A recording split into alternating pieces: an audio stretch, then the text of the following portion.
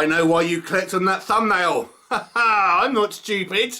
We are talking HARLOW'S Haunt. And this is a 2022 low-budget scare attraction movie directed and written by Terry Jarrell. Now, again, low-budget movie alert. Have those expectations in place. What is the story? Now, we have seen a variety of haunted attraction style movies over the last few years. Here we have another one in the low budget range. And it focuses primarily, I guess, on a group of friends that go to this haunt attraction, this scare park, whatever you call them. We don't really have them in the UK so much, to be honest, so it's somewhat foreign to me. And yeah, they get a little bit more than they bargain for. But on top of that, we get a lot of build-up. We get the kind of the backstory of this area itself and the possible supernatural origins of what's happened, and lots of characterization and a little bit extra at the end of this movie. So let's talk about what works, shall we? Okay. So apparently this was filmed at a genuine haunt attraction in Florida, which I suppose gives it some authenticity to a certain degree. There's quite a fun, you know, background scenes and things like that, and obviously you get all the fun at the fair coming to you on your screen, I suppose, or at least that's the intention. We have a interesting kind of meta ending to this film. So the film kind of ends typically, like you would say in a normal film, and then we get this kind of like interview segment where it looks like it's just that there's like an interview just bunged on the end of the movie, but that actually informs part of the story itself, which I thought was, I have to be honest with you, the neatest bit of the movie, although it did outstay its welcome even then. But yeah, it's a kind of a fun little meta nugget to end your movie on, I suppose. And that's kind of all I've got to be honest with you. There's a couple of cheap gore kills.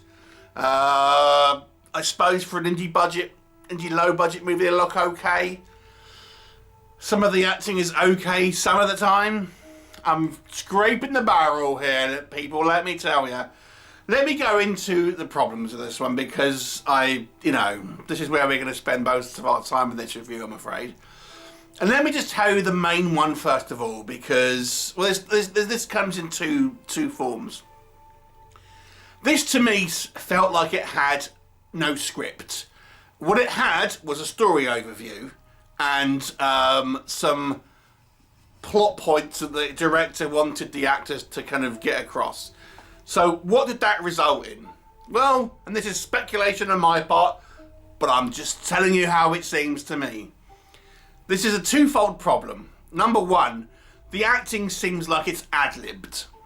Maybe they've wanted to get across certain points that in the movie, but for the most part, the dialogue here seems like it's just ad-libbed by the actors.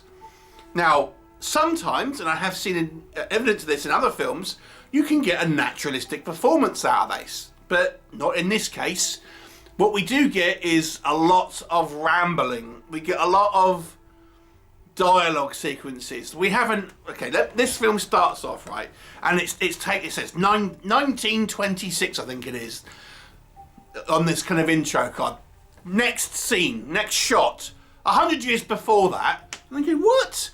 We're having a prologue, which is kind of like in the 1920s, and then the next shot is 100 years before that. What? And then it's just a kind of a bunch of dialogue saying that there's various occult things going on. So then we get this kind of prologue with this woman and her young boys in the woods for some reason, running away from the ex-husband, and they come across this guy's cabin. It's a 25-minute scene.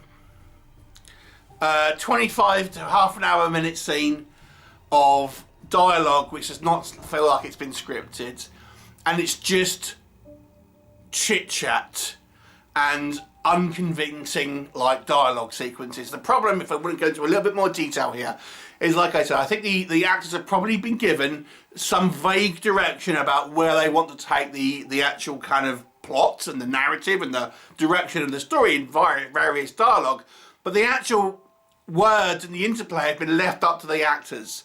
And as such, you get very unenthusiastic kind of like the line delivery that feels like it's just kind of like meandering and the actors don't really know what to say, and we get lots of kind of just like banal, boring dialogue between some unconvincing performances. And it's just this one scene in a dark room for 25 minutes. Jesus, right? But it doesn't end there. The next half an hour is the group of friends talking about life in general. Same thing. It feels like there's no actual script. It feels like these actors have just been given a vague idea about where to kind of like sort of push the conversation and then just kind of like fill in the blanks. But we've just got people going like not really knowing what to say, feeling very unconfident, and sort of the conversation sort of just trails off into kind of uninteresting and undynamic kind of sequences. So that is your hour. At this point, we're up to an hour. And then we get our scare attraction section at the end for 25 minutes. This scare attraction section, you know, they are paying to go to this attraction. You know, okay, cool. The horror's about to start. So we get a bunch of people walking through, you know, this scare maze and what have you. And then they get separated. There's a guy with an axe. And then this woman starts freaking out like it's real. Turns out it is real. But obviously, if you're paying to go to see a scare attraction, you're not immediately going to think it's a real serial killer, like straight away. When he starts attacking you, fair enough.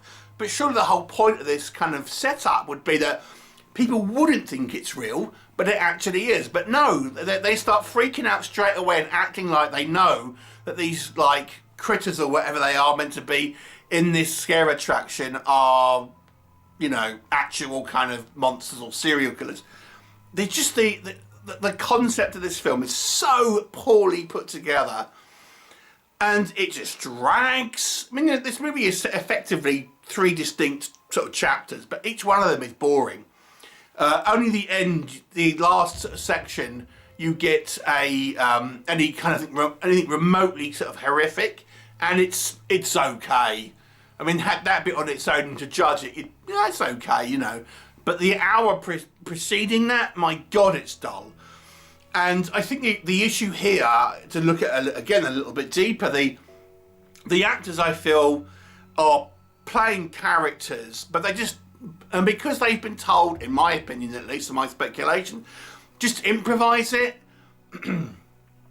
It's not that they're playing themselves; they're playing characters, and there's no emotion, there's no passion in it, there's no kind of like genuine sort of feeling coming from these actors, because they've been given no direction, or at least that's how it looks.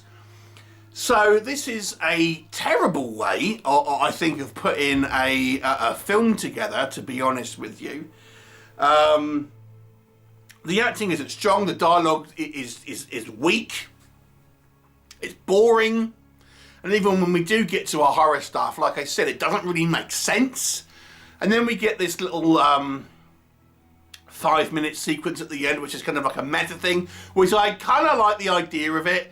But it's just too stretched out. I mean, the idea was fun, but they've milked it too much, and it's just like, okay, the moment's passed now. It's a fun little nugget, but now we're keeping on at it, and it's just like, okay, learn when to cut. I mean, I've said in some reviews before, sometimes I think movies would be better as a short. There's not even enough for that in this movie. Yeah, it's just not very particularly well shot. The audio quality isn't particularly strong. I know it's an indie production. I know that it's low budget, because I'm always, it's low budget, you don't understand. I do! Look at the rest of this channel. It's all about low budget movies. I understand. But it's just not good. Sorry. It's just not good.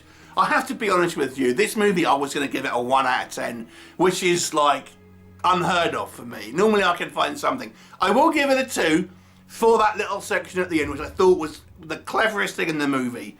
But that's like a 5-minute section of this movie.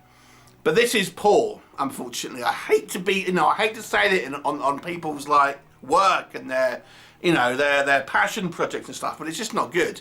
But maybe, hopefully, this is a building block and things can move forwards, and the people involved in this movie can look and think, okay, what can we build on? And that's maybe what I'm hoping for here.